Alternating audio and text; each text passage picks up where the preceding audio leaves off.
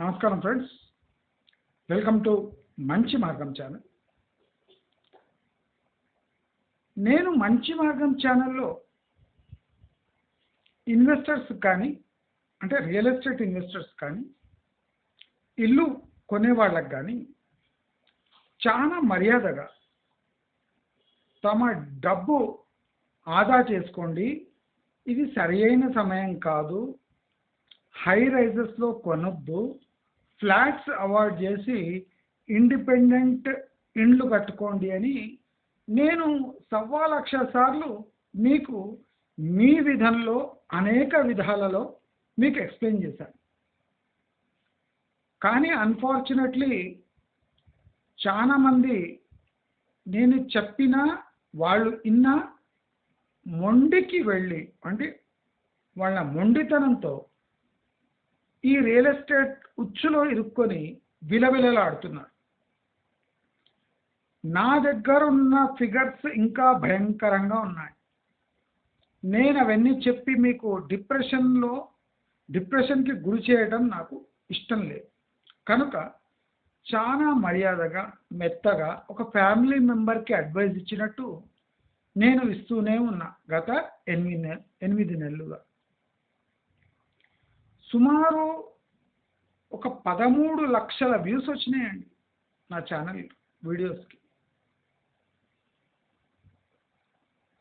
1,35,000 గంటలు జనాలు నా వీడియోస్ చూశారు.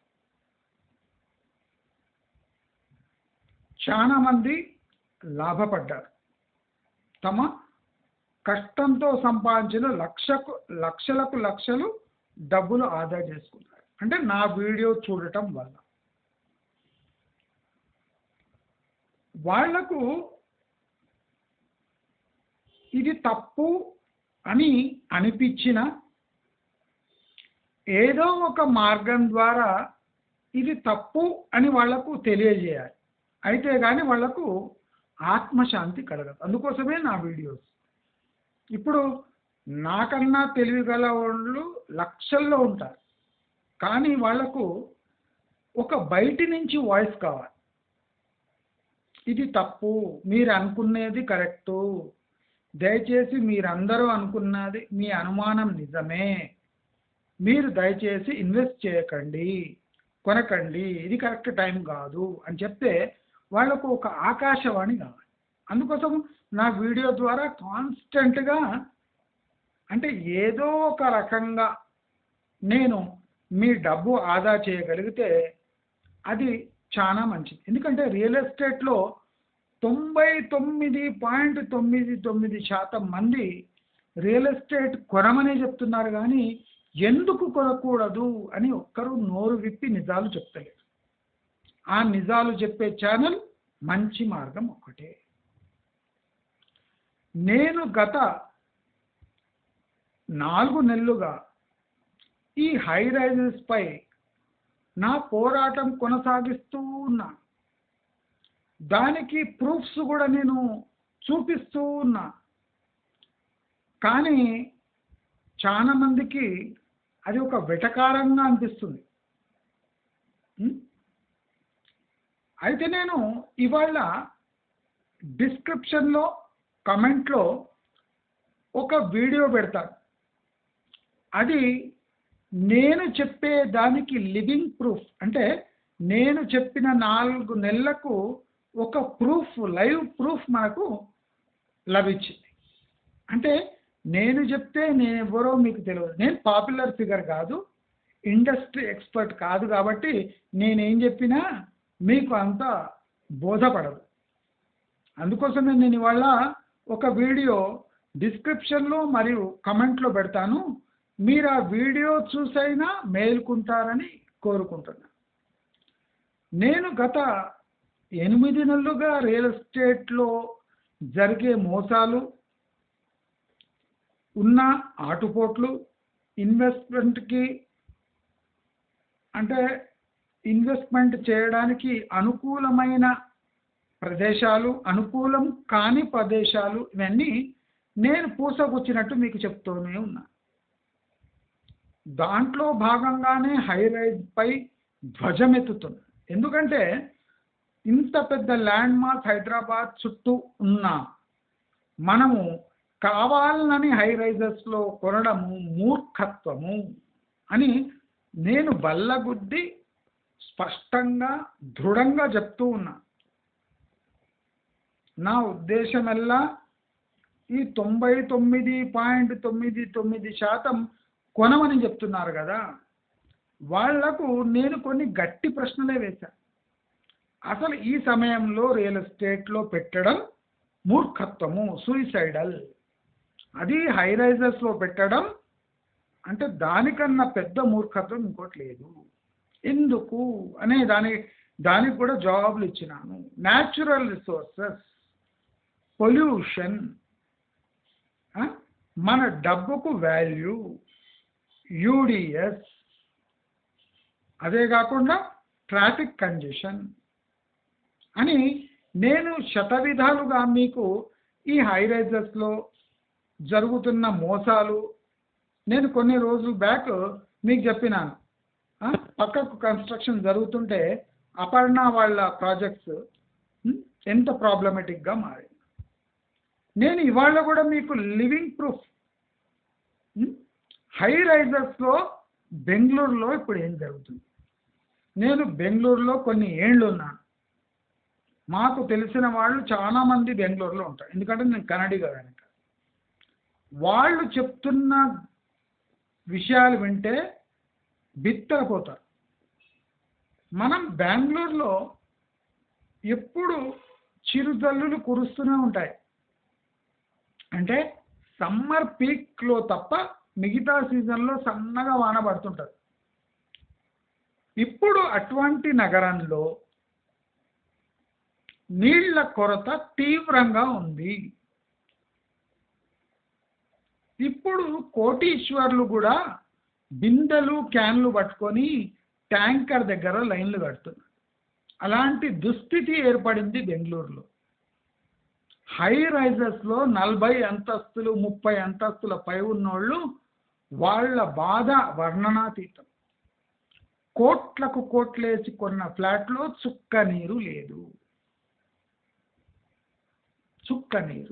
నేను వెరిఫై చేస్తున్నా, ఫిజికల్ నేను ఫోన్ చేసి మరీ కనుక్కున్నా. ఈ వార్తలు టీవీలో వచ్చేవి నిజమా? అసలు మీ ఏరియాలో ఏముంది పరిస్థితి? అసలు నీళ్ళ అవైలబిలిటీ ఎట్లుంది? ఎంతసేపు నీళ్ళు వస్తున్నాయి? డ్రింకింగ్ వాటర్ క్రైసిస్ ఎట్లుంది అని బెంగళూరులో ఉన్న మా సోర్సెస్ నుంచి మొత్తం ఇన్ఫర్మేషన్ రాబట్టారు. ఎందుకంటే ఈ క్రైసిస్ నియర్లీ 1.5 వీక్ నుంచి నడుస్తుంది. నాకు టీవీలో దొరికే సమాచారం దట్ ఈస్ నాట్ ఎనఫ్. నేను ప్రాక్టికల్గా తెలుసుకున్నాను. పరిస్థితి చాలా దారుణంగా ఉంది. హై రైజెస్లో అయితే ఘోరం ఉంది. నేను అందుకని చెప్పిన హై రైజెస్ వల్ల వాటర్ ప్రాబ్లం వస్తుంది, పొల్యూషన్ ప్రాబ్లం వస్తుంది, కంజెషన్ వస్తుంది. ఎక్కడన్నా కమ్యూనికేబుల్ డిసీజెస్ వస్తే తొందరగా పాకుతుంది. ఎందుకంటే అందరూ వేల మంది ఒకటే బిల్డింగ్లో ఉంటారు కనుక ఈ వ్యాధులు కూడా విపరీతంగా సోకుతాయి. మీకు పార్కింగ్ ప్రాబ్లం ఉంటుంది, కమర్షియల్గా చాలా ప్రాబ్లమ్స్ ఉంటాయి. చిన్నది ఏది కొనాలన్నా కిలోమీటర్లు పోవాల్సిందే. గేటెడ్ కమ్యూనిటీ బయట కిలోమీటర్లు పోతే కానీ మనకు కావాల్సిన వస్తువులు అందవు అని నేను శతవిధాలుగా మిమ్మల్ని కన్విన్స్ చేయడానికి ట్రై చేశాను. ఈవెన్ యూడిఎస్ కూడా క్యాల్కులేషన్ చేసి నీట్గా చెప్పాను. నేను పర్సనల్ రిక్వెస్ట్, ఎందుకంటే I'm seeing crisis in front of my eyes. నేను ఇది 7-8 నెలల నుంచి గమనిస్తూ ఉన్నాను. కొన్ని ఇంపార్టెంట్ సిటీపై నిఘా కూడా పెట్టాను. మీకు అవన్నీ అంటే జమ చేసి మీకు ఒక మంచి క్యాప్సూల్ లాగా మీకు అందిస్తుంటే చాలా మందికి నవ్వులాట అయిపోయింది. ఆ ఛానల్ అంటేనే నవ్వు వస్తుంది. నీ దగ్గర డబ్బులు లేవు కనుక నేను ఇలాంటి వీడియోలు చేస్తున్నా అని నా క్లోజ్ ఫ్రెండే అన్నాడు. అంటే వాళ్ళకు ఫ్రస్ట్రేషన్.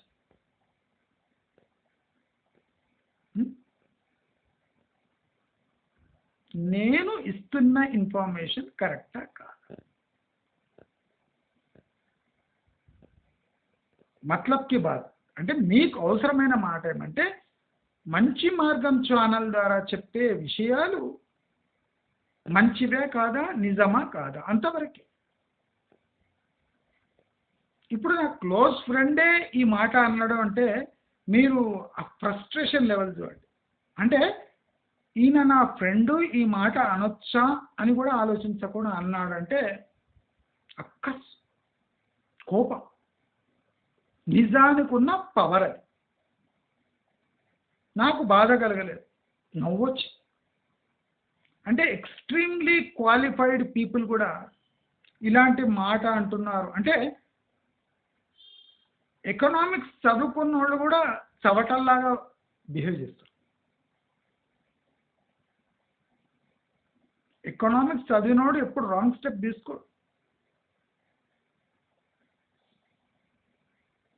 సైన్స్ వల్ల డబ్బు సంపాదిస్తుండొచ్చు కానీ ఎకనామిక్స్ వల్ల ఆదా చేసుకోవడము అంటే ఒక వస్తువు కొనడమా వద్దా అనే రైట్ డిసిషన్ మీరు ఎకనామిక్స్ చదివితే కానీ మీకు అర్థం కాదు.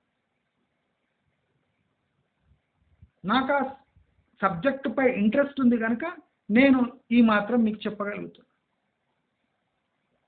అంటే నాకు ఎదురుగాలులు మీ వల్ల అంటే వేయటమే కాకుండా మాకు తెలిసిన వాళ్ళు కూడా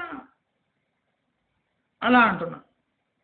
అంటే వాళ్ళ పరిస్థితి కూడా ఘోరంగా తయారవుతుంది అనుకోండి, అదేం పెద్ద టైం పట్టదు.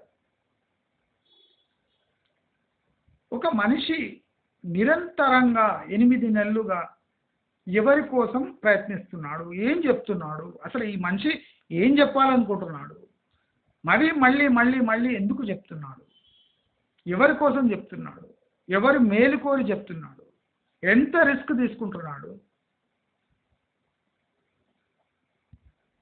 తన జీవితంలో వచ్చే ప్రాబ్లమ్స్ ఏమి, మన కోసం పోరాడితే ఆయన జీవితంలో వచ్చే ప్రాబ్లమ్స్ ఏవి అని ఒక్కరైనా ఆలోచిస్తున్నారా? ఇంట బయట ఎదురుగాలి వీస్తున్నా నేను కాన్స్టెంట్గా నా పంత నేను ఎంచుకొని ముందుకు వెళుతున్నా. 100% సక్సెస్ అవుతుంది నా ప్రతి ఒక్క మాట. అంటే మైలురాయి నా విజన్. అంటే ఇప్పుడు నేను ప్రజలకు సేవ చేయలేను కానీ ఇలా వాళ్ళ డబ్బు ఆదా చేస్తే వాళ్ళకి సేవ చేసినట్టే అనే ఒక భావన నాలో. నేను ఎవ్వరిని ఇవాళటి వరకు ఎవ్వరినీ కలవలేదు, అడిగినా కలవలేదు, డబ్బిస్తా అన్నా కలవలేదు. నాలో నేను మదిస్తూ మీకు నా దగ్గర ఉన్న సమాచారాన్ని ఒక క్యాప్సూల్ రూపంలో మీకు ఈజీగా డైజెస్ట్ అయ్యేటట్టు మీ నోట్లో ఇస్తాను. నాకు ఫైనాన్షియలీ చాలా ఎదురుగాలులు వీస్తున్నా, నా టైం వేస్ట్ అవుతున్నా, ఈ మంచి మార్గం ద్వారా లాభపడుతున్న జనాలే ఎక్కువ.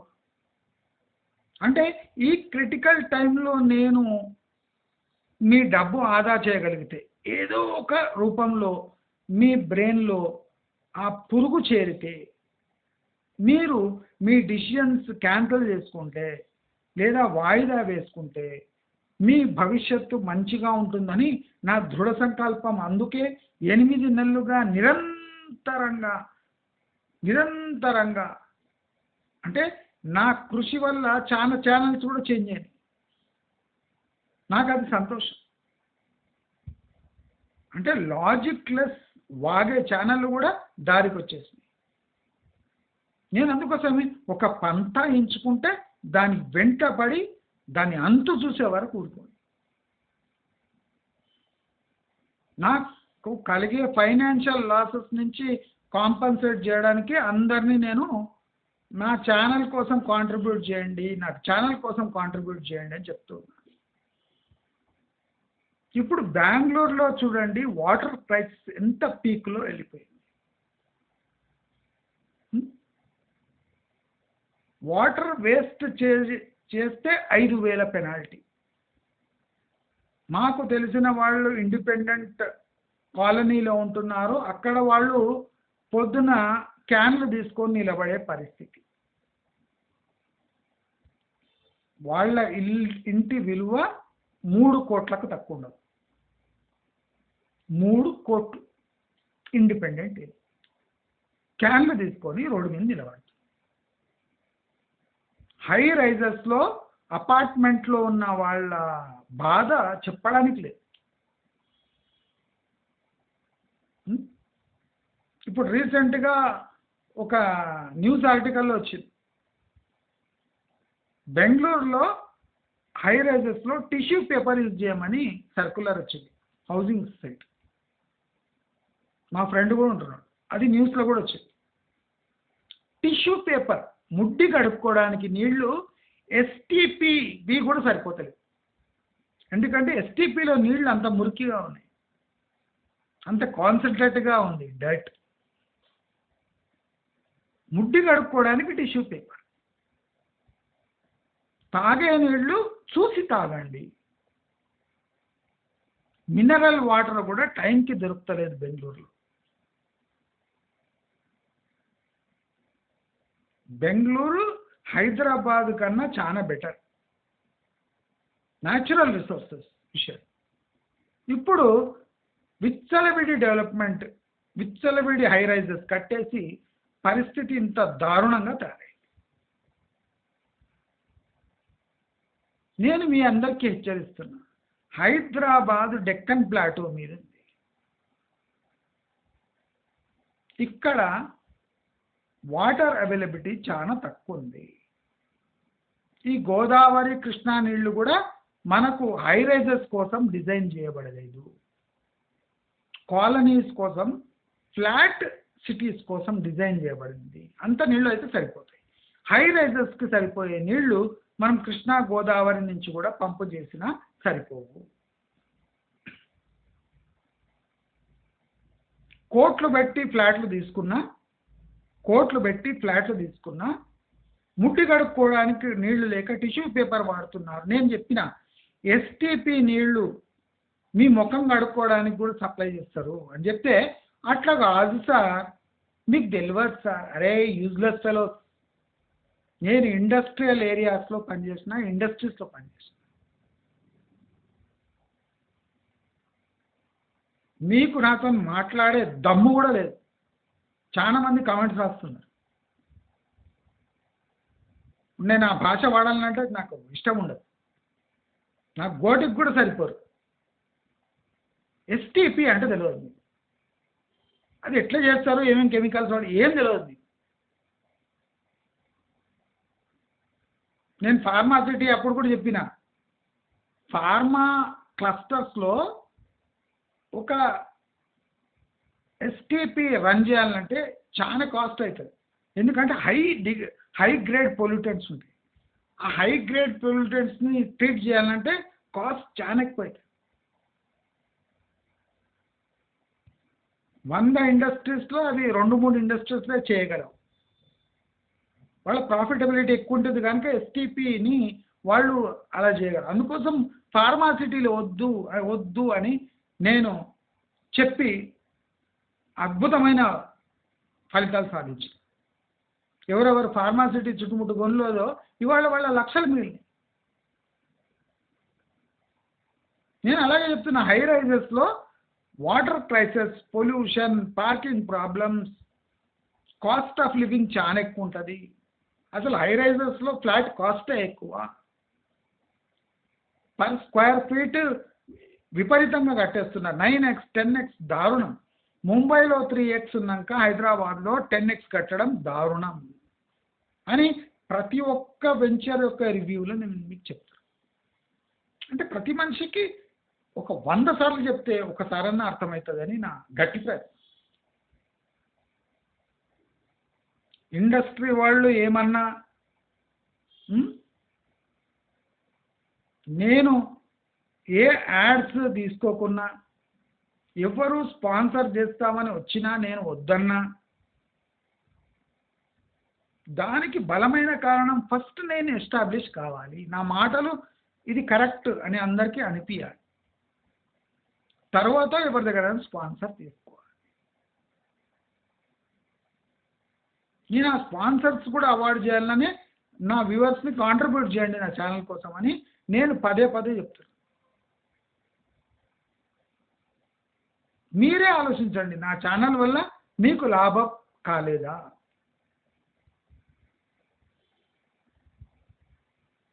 నా అపీల్ చేయడం వల్ల కొంతమంది కాంట్రిబ్యూట్ చేశారు నా ఛానల్ కోసం, నేను లేదనట్లేదు. I'm thankful to them.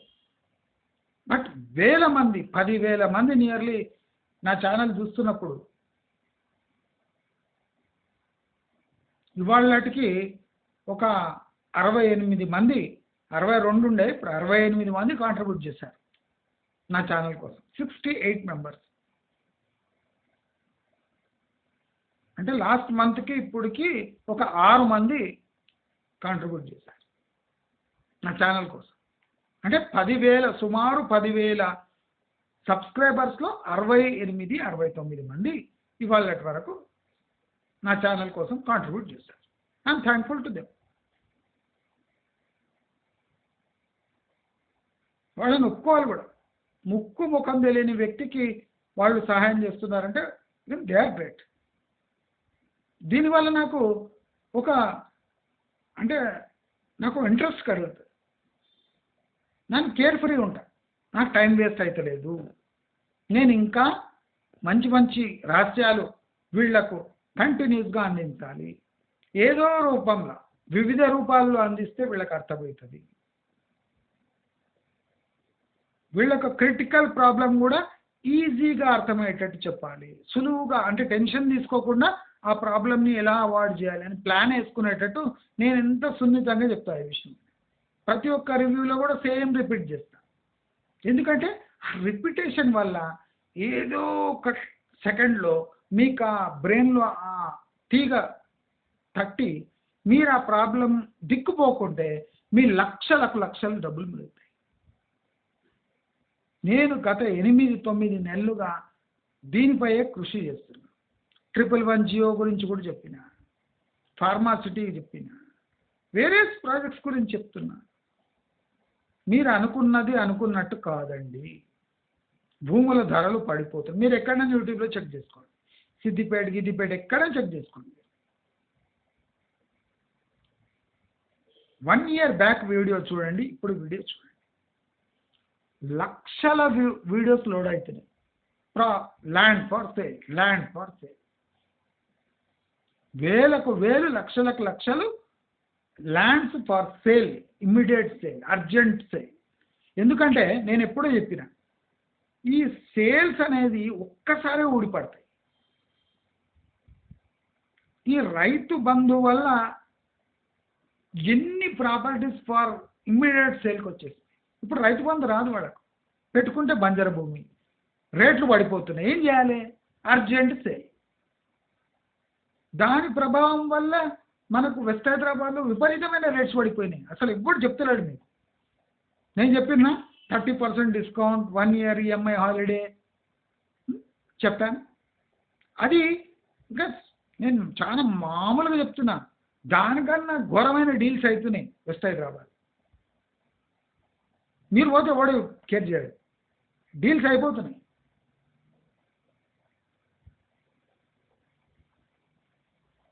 దయచేసి మీరందరూ అలర్ట్గా ఉండండి.